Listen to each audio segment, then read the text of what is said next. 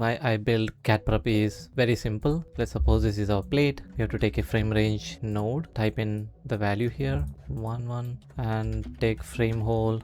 Let's copy this here, arrange this a little bit over here, little bit over here. Let's delete this one. So I have 3 frame hold. I'm gonna take a crop, paste it over here and here. After this, I'm gonna select all the crop and take append clip, connected that. I would love to have a remove node to just keep RGB.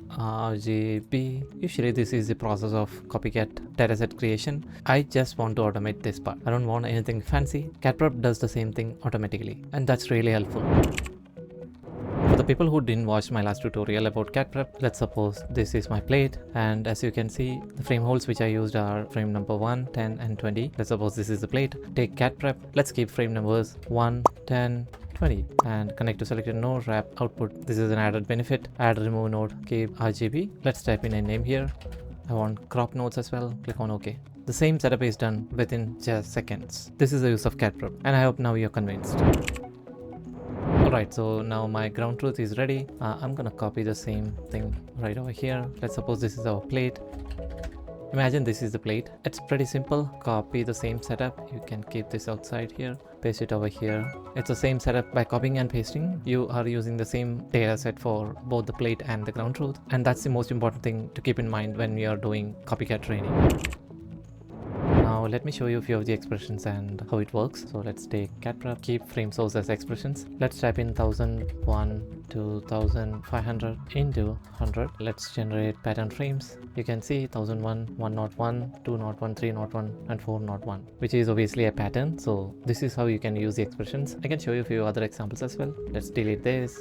240 into 24. In this example, I'm just gonna create frame holes on each and every second. So that means 1001, 1025, 1049, and that's how it goes. So let's click on generate pattern frames. There we go. Every second we have a new frame hole. So this is another example, and I'm gonna show you one more. It's a bit more complicated. Let's type in 1001 to 1050 multiplied by 5. Let's put a comma here, and I want specific frame called 1070, then 1100 till 1140 multiplied by 10. There are 3 expressions here separated by a comma. So let's see how it goes. There we go. 1001 to 1050. Each of these numbers are separated by 5. Then you have 1070, which is written over here, and then from 1100 till 1140, and it's separated by 10. 1100, 10, 20, 30, 40. So all these frames are created automatically using this expression, which is super cool. I also have a few more examples in the PDF sheet, which is attached in the download folder. So hope it's helpful to you.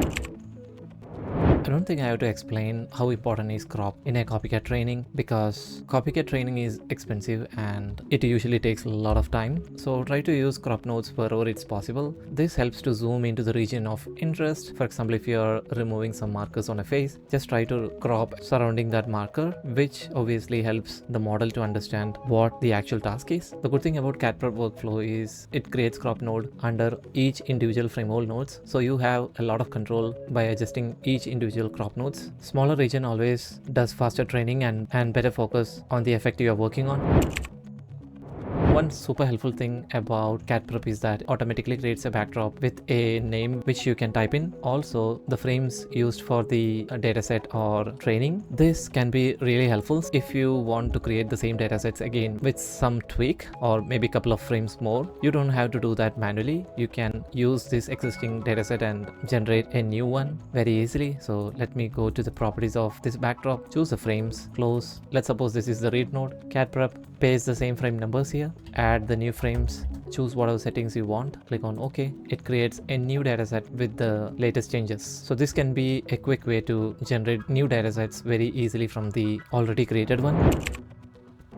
Alright, so these all are some workflow tips for CatPrep. I have a few questions to you. How are you currently preparing copycat datasets? Also, where do you feel the most friction? Is it in the frame selection, cropping, or channel cleanup? Please let me know in the comments. Till next tutorial, it's Manu signing off. Thank you for watching.